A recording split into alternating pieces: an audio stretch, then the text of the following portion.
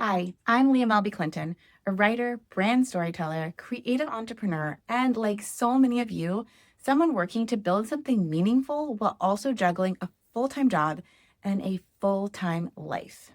I started this channel for women like me, the quietly ambitious ones, the ones with an idea or a side project that they can't get out of their head and can't get out of their heart, but they also know there are bills to pay and children to raise and days that are jam-packed with other things to do. I know I spent so much time at the beginning of my business thinking that I couldn't or I shouldn't. And then whenever I was able to push through those feelings, I was overwhelmed by the how of it all. I'm still fully on my entrepreneurial journey right alongside you, but there are some things that I've realized I wish that just starting out version of me knew or had heard from a friend. And frankly, a lot of it things I still need to hear on a day-to-day basis to remind myself to keep going and not feel overwhelmed. We're going to talk about what it looks like to build something on the side, practically, emotionally, mentally, creatively, all the ways. That means videos on building something when nobody else really understands you or understands the idea. It means finding community and friendships in your 30s and 40s, people who can meet this new version of you. It's batting away the overwhelm that can keep you from actually just doing the thing and getting started. Videos about redefining success when your identity is changing and giving yourself permission to begin, even if it's messy, even if you don't have some grand plan. I believe ambition doesn't have to be loud to be powerful. And I believe so many of us are entrepreneurial, but we struggle with that word. I know I really did. It felt like it described something that didn't resonate with me. It wasn't who I was, and it took a lot of work to kind of own it. If any of that resonates with you, know that you're not alone, even if it's felt like that for a while. So who am I? Why am I here and doing this? I've worked in media my entire life, from traditional women's titles, I was an editor at Elle and Glamour, to running branded storytelling at both fashion startups and major traditional heritage brands. I love this world and have always loved this world, from starting a AOL zine in middle school that got my mom's account suspended, true story, to graduating with a degree in magazine journalism. My career has had all sorts of interesting, cool, glamorous, a million girls would kill for this job kind of moments, which made segueing out of it really hard and sad and scary and kind of one of those things where you question, what am I doing and what am I giving up? The more I talk to people about that, no matter what industry you're in, it seems like it's actually really common. You spend hours studying, working, climbing your way up a ladder, only to realize that at the top, it's not as shiny as you thought, or maybe it's shiny, but you've changed. What you want out of life has changed. Your identity has changed. What matters to you has changed. And you start to realize that maybe you need a little bit of a switch. It might be that it's not shiny, but that it's just different. You're different. You're a different person when you're in your 30s, 40s. When I officially left the editorial world, I've been running branded content for a company with some of the world's biggest legacy heritage brands. That led me to a job working in-house at a fashion startup. And so I kind of made that segue that a lot of editors really dream of and talk about. That approximately 5 years ago is where we find the younger version of me, casting about for something that was missing and about to do something that would absolutely change everything for me. How I looked at the world, how I looked at myself, and what I knew I was capable of. I'd left the dream world, this literally gorgeous tower, a job filled with fashion show invitations and gifts and freebies, a career I'd wanted so badly and had spent so much time building. Add on the fact that I was, a month or two postpartum with my first child. I felt like the old version of me, the one that had been there for decades, was so far away, almost totally gone. I missed thinking of a story I wanted to know more about and pursuing it, finding sources, writing, editing. Plus, add on the fact I was a new mom and I couldn't understand why no one else wanted to talk about ambition, how things change with a baby, how your identity splinters into literally 5,000 new pieces and you kind of don't recognize the person in the mirror at all. I couldn't ignore wanting it and then also wanting to flex those muscles that I'd spent so much time building. So instead of just bemoaning the fact or feeling sad or slinking back into that newborn haze that any mother will know exactly what I'm talking about, I decided to do the thing that absolutely, honestly changed everything. I decided to just do it. That's the thing. It's a secret, except it's not a secret. And it's the advice I would give anybody who is thinking about starting something or pursuing an idea. Just do it. Just try it. Just get started. You don't need some grand plan, some huge Excel sheet, some plot to profitability. If you have an idea and you're excited about it, just get going. Give it a go. There doesn't need to be this major mapped out master plan or a huge pile of money.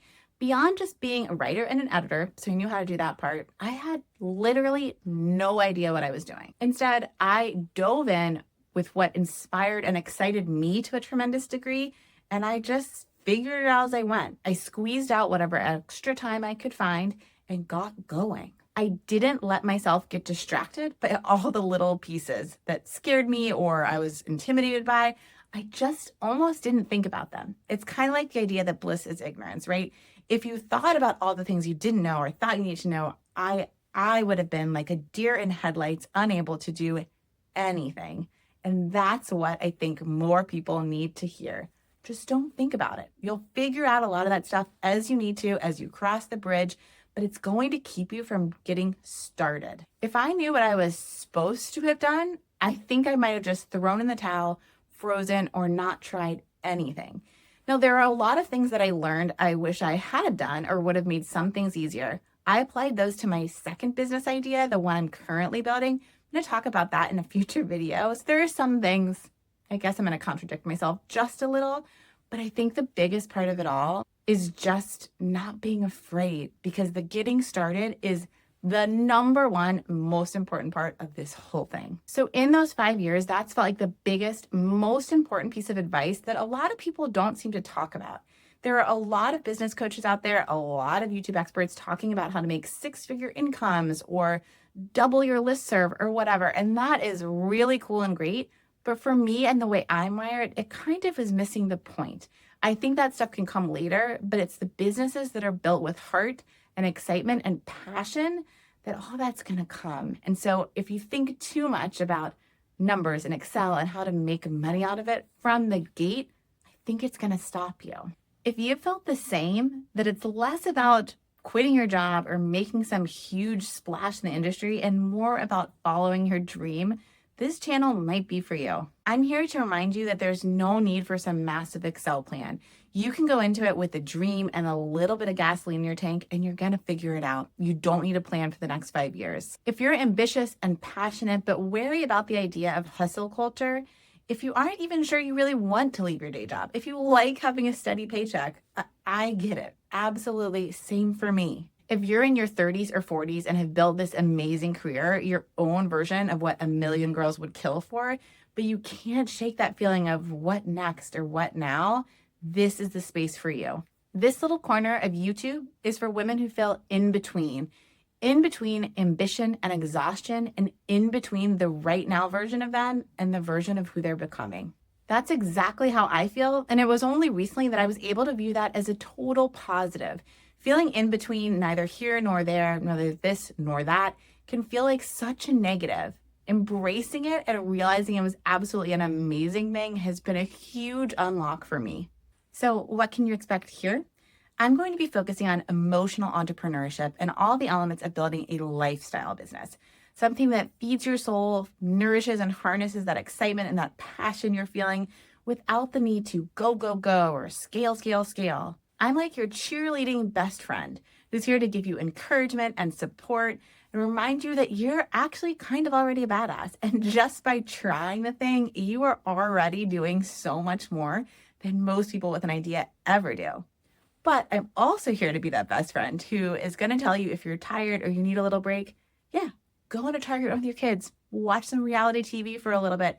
We're not surgeons. No one's going to be dying on the operating table. You have to give yourself a rest and pause so you can come back to your project with excitement and creativity. I'm also going to share realistic, easy to implement strategies and ideas, things that I've learned while building my two businesses alongside a full-time job that can help you turn your dream into a reality. Also want to speak about the soft parts of entrepreneurship and ambition. I think those are the things that we don't often really discuss, and they're so important for women and they're so important for mothers. Expect permission to carve out space for your idea, for your passions, to remind yourself that it's okay to reinvent, to redefine what you want and what you care about, and hopefully to make you feel a lot less alone with anything that you're thinking about or struggling with. I'll be sharing weekly long-form videos that mix strategy with some of the best advice I've received along the way, along with personal updates and vlogs that share how I'm building my two businesses alongside working a senior level full-time job and raising two small children. We'll talk about a lot of the same stuff that we get into in the private women's group I run, Diana, and I'm going to be finding inspiration there for the things that are exciting, interesting us, getting the group chat going. Is there something specific that you've been worrying about, wondering about, feeling like it's keeping you kind of back or stuck?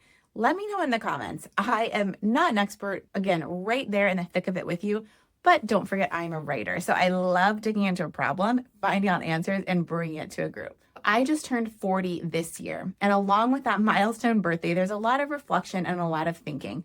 The biggest one I think I realized was that I've seen it twice now for me. I put myself out there. First, I started my magazine project, and then with the women's membership group, I started a year ago.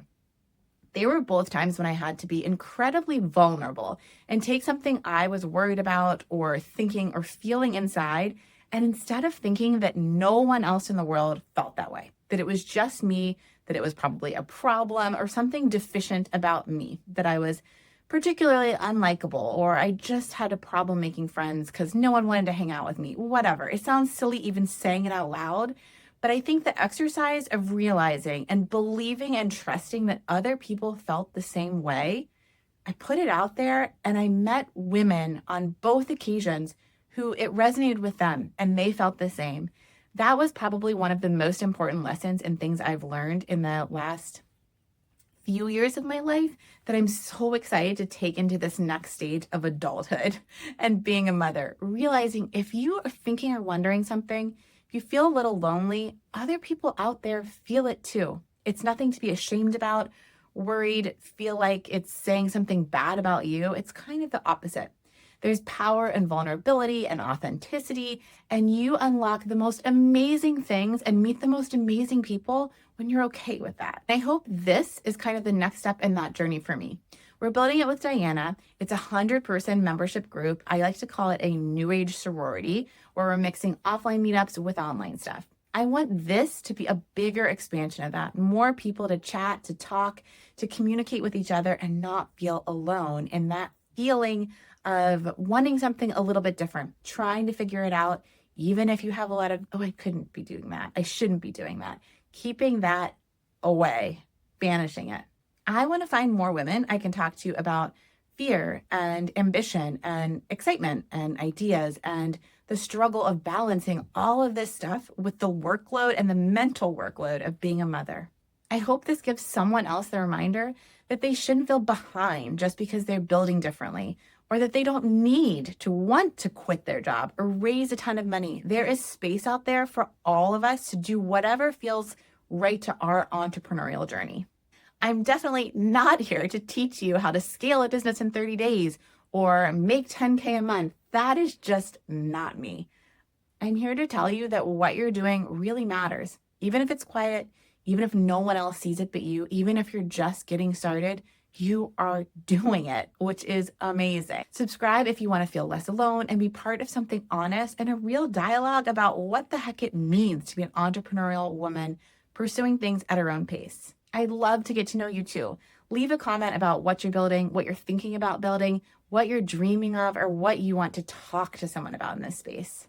I'm going to be getting started with talking about those learnings that I picked up along the way from building my own two brands while also working full-time and having small kids. It's a different pace than I think we talk about a lot or we hear about a lot, but it's really important. For my next video, I think I'm going to focus on why, yes, you need email marketing, but no, it doesn't have to be on Substack. I have a really unpopular opinion on that, I think, but I feel pretty passionate about it and I want to tell you. I'm so excited we found each other. I can't wait to see you around and I will see you really soon.